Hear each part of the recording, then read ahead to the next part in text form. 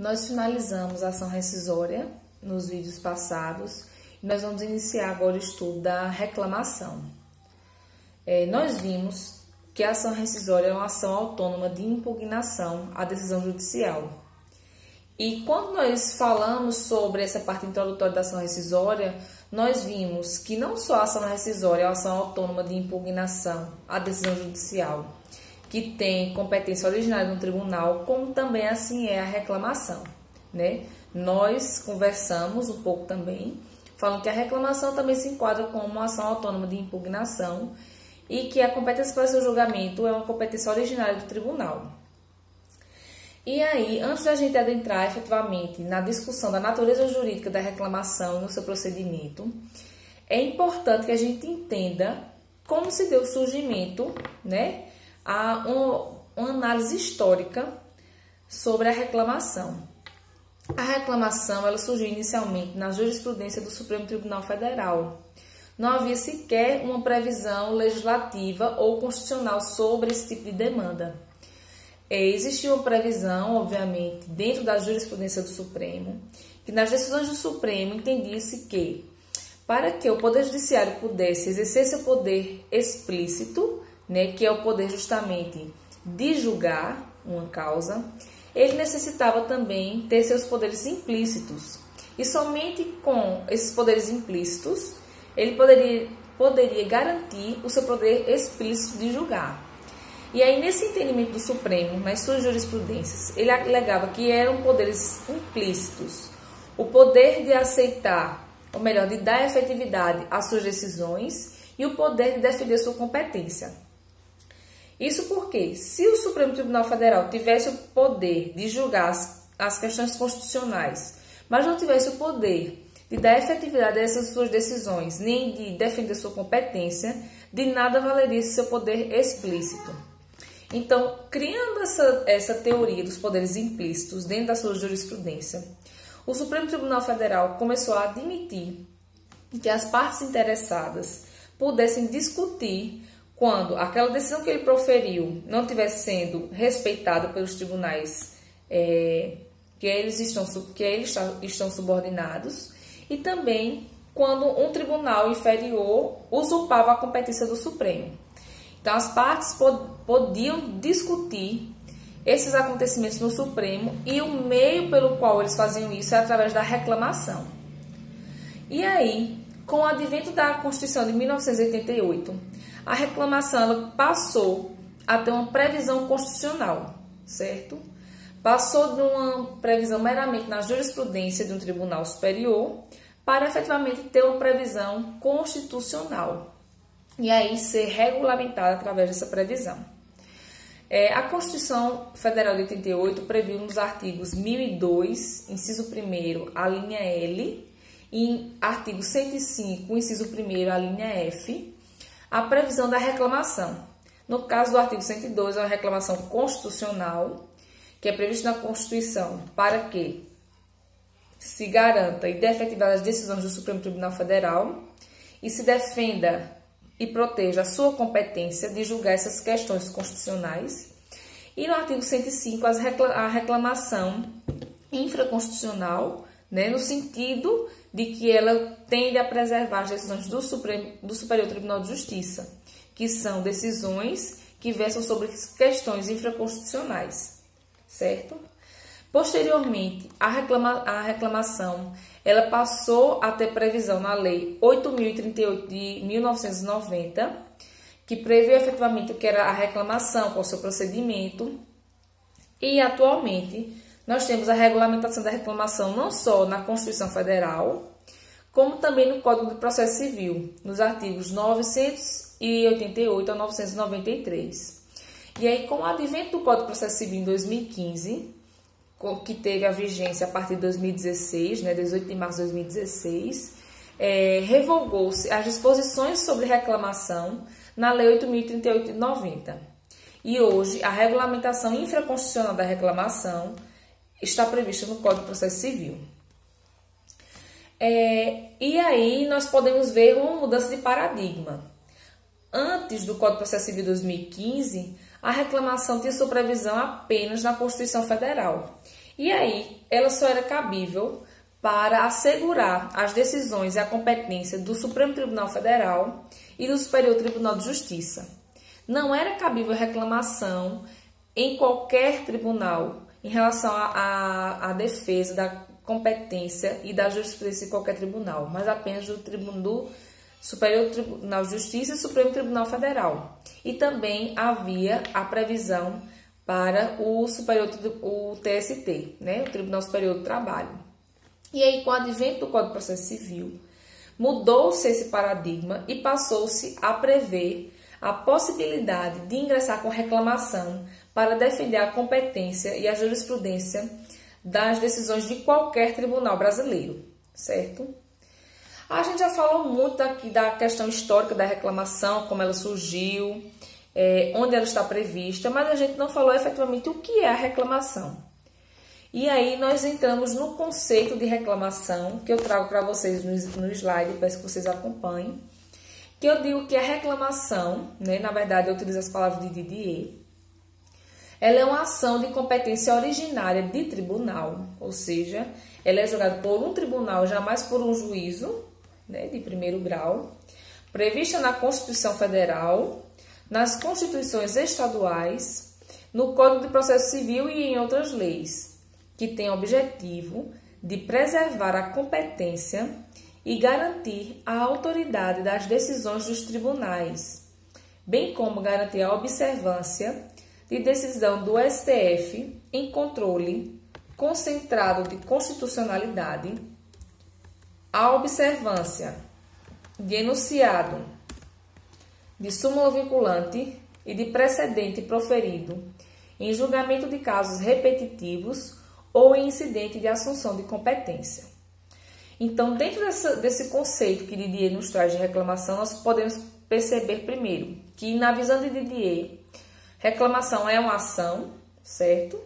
Uma ação autônoma, que ela tem previsão na Constituição Federal, acima de tudo, mas também em constituições estaduais, no Código de Processo Civil e outras legislações.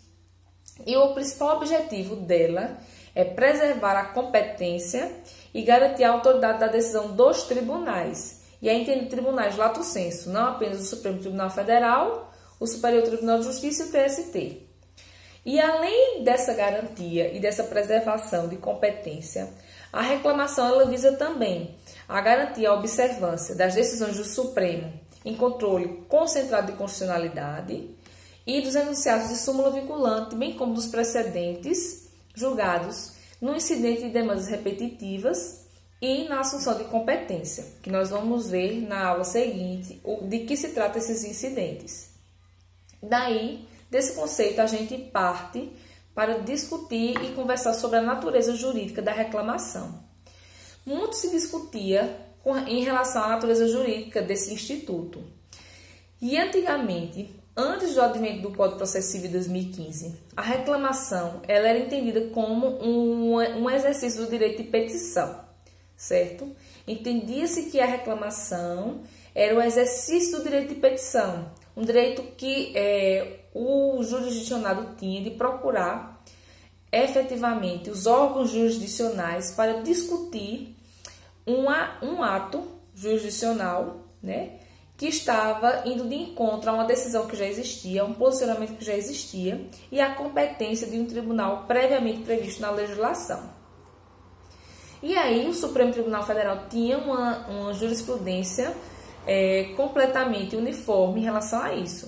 O Supremo Tribunal Federal entendia que reclamação era um exercício de direito de petição. Portanto, a reclamação não era entendida como uma ação judicial. Estaria dentro de uma esfera administrativa que caberia àquela pessoa que se sentiu prejudicado por um determinado ato jurisdicional a discuti-lo com base nesse direito de petição, como se tem o direito de petição perante os órgãos do Poder Executivo. E aí, por muitos anos, o Supremo defendeu esse posicionamento, mas parte da doutrina já entendia que a reclamação era uma ação judicial diante de algumas características que ela apresentava. E essa discussão teve fim justamente com o advento do Código de Processo Civil 2015, que no Código de Processo Civil 2015, como nós veremos, foi redesenhado, foi desenhado toda a estrutura e procedimento da reclamação desse instituto, em que se passou a verificar inegavelmente que se trata de uma ação autônoma de impugnação ao ato judicial. Então, reclamação, a natureza jurídica da reclamação, hoje entendida não só pela doutrina, como também pela legislação e pelo próprio Supremo Tribunal Federal. Inclusive, coloquei para vocês a decisão mais atual, né, que prevê efetivamente a natureza jurídica da reclamação como uma ação judicial. Eu coloquei no slide para vocês. Então, o entendimento atual, uníssono, é de que reclamação tem a natureza jurídica de ação judicial, se caracterizando como uma ação autônoma de impugnação de ato judicial com natureza constitucional, porque ela é prevista efetivamente na Constituição. E aí, uma curiosidade, um fato interessante sobre a reclamação é com relação à decisão transitada em julgado. Não existe um prazo para que se possa ingressar com a reclamação, certo? Foi proferida uma decisão por um juízo de primeira instância, que ele vai de encontro com uma decisão do Supremo Tribunal Federal ou do Tribunal de Justiça de Pernambuco, ao qual ele está vinculado, que é uma decisão, um precedente obrigatório, que ele precisa observar, mas ele não observou. E aí, naquele momento, não se tem como entrar com um recurso, né, para discutir essa decisão, e aí pode-se efetivamente ingressar com reclamação. Um exemplo, vocês vão ver, não, a gente já viu, na verdade, que o requisito de admissibilidade da apelação, ele não pode ser efetivamente analisado pelo juiz de primeiro grau, aquele que proferiu a decisão que está sendo apelada.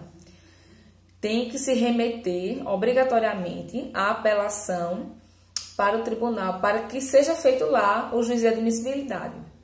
Os únicos recursos que têm um duplo grau de juízo de admissibilidade é recurso especial e extraordinário, como vimos, que pode ser feito o exame de admissibilidade no juízo aquo e no juízo ad quem, certo? Fora eles, todos os recursos têm o juízo de admissibilidade verificados e feitos pelo órgão que vai julgar o recurso.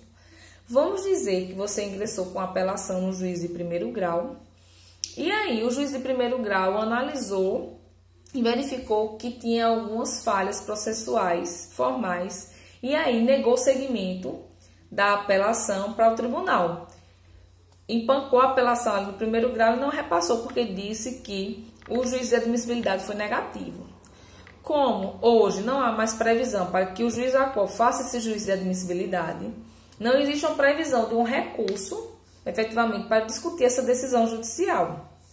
E aí, pode a parte perfeitamente ingressar com a reclamação no Tribunal de Justiça de Pernambuco, se for este o órgão competente para fazer esse juízo de admissibilidade, e discutir que a competência daquele órgão, daquele tribunal, está sendo usurpada pelo juiz de primeiro grau, certo? Mas existe um prazo para você ingressar com a reclamação? Não existe um prazo previsto legalmente para que se ingresse com a reclamação.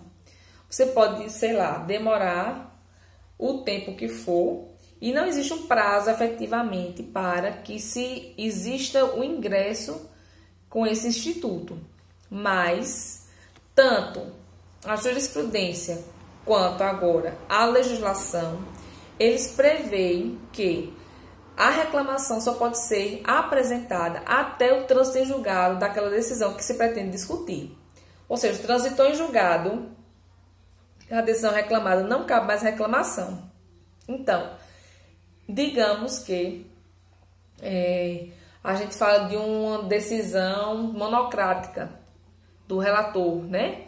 De um tribunal. E aí, aquela decisão, eu posso entrar com a reclamação, porque aquela decisão está indo de encontro com uma decisão já sedimentada no Supremo Tribunal Federal. E aí, ela está efetivamente indo de encontro a uma súmula vinculante. Qual é o prazo que eu tenho para ingressar com a reclamação nesse caso?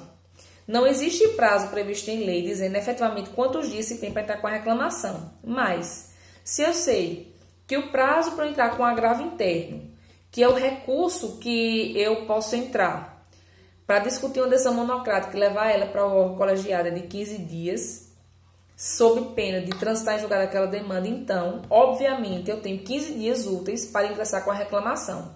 Porque se eu assim não fizer e esperar o 16º dia útil, aquela decisão vai transitar em julgado e eu nem posso mais discutir ela por meio de recurso, nem vou poder discutir ela por meio de reclamação, porque ela já terá transitado em julgado, certo? Então, para sedimentar e fixar essa ideia, reclamação não pode ser intentada contra decisão que transitou em julgado. Isso está previsto na súmula 734 do Supremo Tribunal Federal, que foi publicada em 11 de dezembro de 2003, que previa que não cabe reclamação quando já houver transitado em julgado o ato judicial que se alega ter desrespeitado a decisão do Supremo Tribunal Federal. E esse entendimento foi trazido para o CPC de 2015, no artigo 988, parágrafo 5º, que diz que é inadmissível a reclamação, inciso 1º, proposta após o trânsito em julgado da decisão reclamada, certo? E aí, quais são as hipóteses de cabimento da reclamação? A reclamação é uma ação que ela tem uma fundamentação vinculada, certo? É uma ação típica que está prevista efetivamente em lei e a sua fundamentação é vinculada porque ela só é cabível naqueles casos especificamente previstos na legislação. Fora desses casos não se pode discutir outra coisa na reclamação, tá certo? E aí nós temos a previsão das hipóteses de cabimento. No artigo 102 da Constituição Federal, no inciso 1º, a linha L, disse que o Supremo Tribunal Federal tem competência para julgar originariamente a reclamação para preservar sua competência e garantir a autoridade das suas decisões. Também no artigo 105, no inciso 1º, a linha F da Constituição, prevê que o STJ é competente para julgar originariamente a reclamação para a preservação de sua competência e garantia da autoridade das suas decisões. Na Constituição também há a previsão de hipótese de cabimento da reclamação no Tribunal Superior do Trabalho, no artigo 111-A, parágrafo 3º, que diz que compete ao TST processar e julgar originariamente a reclamação para preservação de sua competência e garantia da autoridade de suas decisões. Então, em todas essas previsões constitucionais, nós vemos que as duas hipóteses de cabimento iniciais e principais da reclamação é para preservar a competência do tribunal e garantir a autoridade das suas decisões, certo? Preservar a competência é quando existe outro órgão que está exercendo a competência prevista para aquele órgão, aquele tribunal, como nós falamos no caso do juiz de admissibilidade da apelação.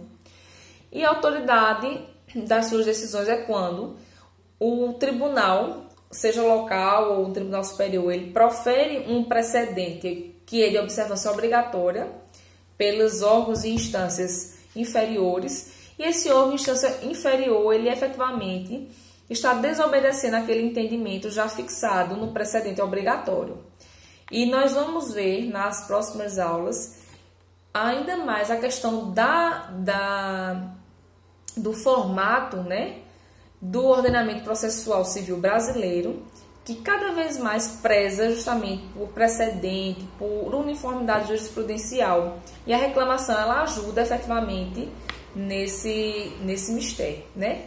Nesse objetivo.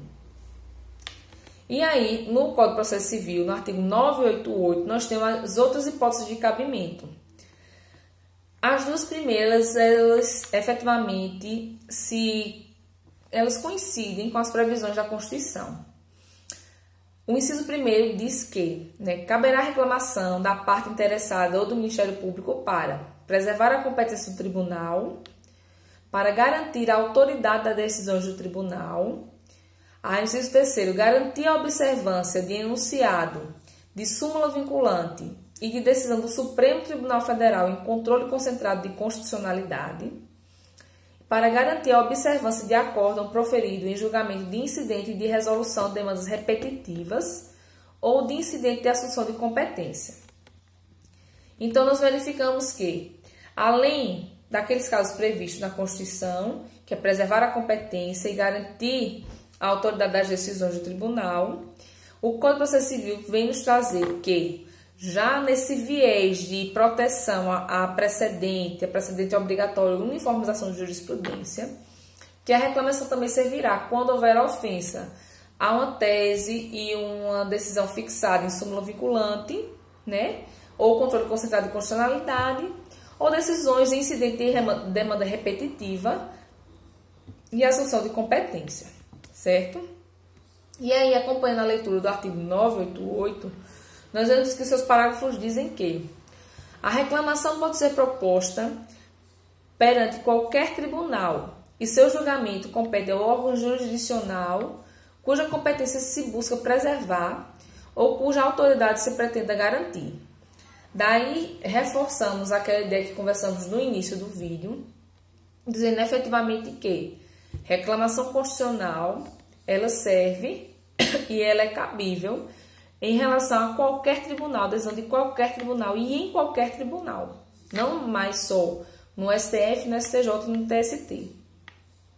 O parágrafo 2º prevê que a reclamação deve ser instruída com prova documental e dirigida ao presidente do tribunal. Então, o endereçamento da petição de reclamação vai ser para o presidente daquele tribunal que nós estamos querendo garantir a autoridade das decisões e preservar sua competência. Assim que recebida, a reclamação será autuada e distribuída ao relator do processo principal sempre que possível. Então, assim que chegar, a reclamação ela vai ser distribuída por um relator, que vai dar uma decisão monocrática, de acordo primeiro com os requisitos de admissibilidade da reclamação e, posteriormente, ela vai ser julgada por o órgão colegiado, se o juízo de admissibilidade for positivo. O parágrafo 4º prevê que as hipóteses dos incisos 3 e 4 compreendem a aplicação indevida da tese jurídica e sua não aplicação aos casos que a ela correspondam. Então, justamente as hipóteses de cabimento de reclamação contra decisões que desobedeçam a teses fixadas, em súmula vinculante, no controle concentrado de constitucionalidade, no incidente de resolução de demandas repetitivas e assunção de competência. E aí, qual é a legitimidade da reclamação? Quem pode propor reclamação, Quem pode propor reclamação conforme a previsão legislativa é o Ministério Público, certo? Como parte ou como fiscal da lei, a parte ou assistente que participou do processo prévio. Então, nesse caso da apelação, era João e Maria. Então, João, que foi prejudicado com a decisão de inadmissibilidade da apelação, ele pode ingressar com a reclamação. Também se for um caso em que envolva efetivamente direitos indisponíveis, direitos de incapaz, aquelas previsões em que precisa haver a intervenção do MP, o MP pode sim ingressar com a reclamação, bem como assistente das partes do processo originário, certo? E aí, ela pode ser intentada contra, efetivamente, o beneficiário do ato reclamado, certo? Quem vai constar no polo passivo da reclamação não é o órgão ou autoridade do tribunal ou do Tribunal de Justiça que usurpou a competência e efetivamente descumpriu a decisão, certo? Essa autoridade ela vai prestar esclarecimentos como fonte de prova, mas não vai constar no polo passivo da demanda. E uma coisa interessante também sobre a legitimidade ativa é que o Supremo Tribunal Federal entendeu que é legítimo para ingressar com a reclamação o representante do Ministério Público Estadual, mesmo que essa reclamação deva ser interposta ou intentada nos tribunais superiores. certo? Porque existia uma discussão se seria necessário que o representante do MP federal ingressasse com essa reclamação, por ser uma reclamação a ser ingressada no STF e no STJ. Mas o entendimento que prevaleceu no julgamento da reclamação 7.358 no STF foi que o representante do Ministério Público Estadual tem sim legitimidade para propor a reclamação, mesmo que perante os tribunais superiores. Aí, com relação à questão do prazo, nós já vimos que não existe prazo definido em lei para a reclamação, e nós já tratamos também que, não obstante não haver a previsão de prazo para o ingresso com essa reclamação, o ajuizamento dela só é cabível até o trânsito em julgado da decisão judicial que se pretende impugnar, certo? E aí, com relação ao procedimento, eu trouxe os dispositivos do Código de Processo Civil, porque essa questão do procedimento, efetivamente, é mais dogmática e é mais ligada à letra da lei, de como está previsto, efetivamente, o procedimento desde o ingresso com a petição de reclamação até o seu ulterior julgamento. O artigo 989 prevê que, ao despachar a reclamação, o relator requisitará informações da autoridade a quem for imputada a prática do ato impugnado, que a prestará no prazo de 10 dias. Então, a autoridade, seja o juiz ou o desembargador que deu a decisão que está sendo impugnada, ela vai ter que prestar esclarecimentos sobre aquela decisão no prazo de 10 dias, certo? Ele vai ter que ser ouvido para esclarecer por que deu aquela decisão judicial em dissonância com, efetivamente, as decisões dos tribunais superiores. Superiores que eu digo STF, STJ, TST, e também o tribunal que está acima daquele órgão. O relator, se necessário, ordenará a suspensão do processo ou do ato impugnado para evitar dano irreparável. Daí nós verificamos a possibilidade da concessão da tutela provisória dentro da reclamação. Nós vemos agora, aí não é questão de efeito suspensivo, tá? Porque a reclamação não é recurso, mas sim da concessão de tutela provisória na demanda de reclamação, na ação autônoma de reclamação. E essa tutela provisória tem efetivamente como objetivo suspender, o processo ou o ato judicial impugnado para que se evite dano irreparável. É a previsão do artigo 989, inciso 2º, que pode efetivamente, se o juiz analisar que estão presentes os pressupostos, da formação do bom direito, que é a probabilidade jurídica do pedido e do perigo de dano, pelo perigo da demora, pode efetivamente conceder essa tutela provisória na reclamação. Inciso 3º, o relator determinará a citação do beneficiário da decisão impugnada, que terá um prazo de 15 dias para apresentar sua contestação, certo? Então, o beneficiário da decisão impugnada, que vai ser o réu da demanda, tem 15 dias para apresentar a contestação, e a autoridade que proferiu a decisão ou o ato que está sendo discutido tem 10 dias para prestar esclarecimentos. Aí, artigo 990.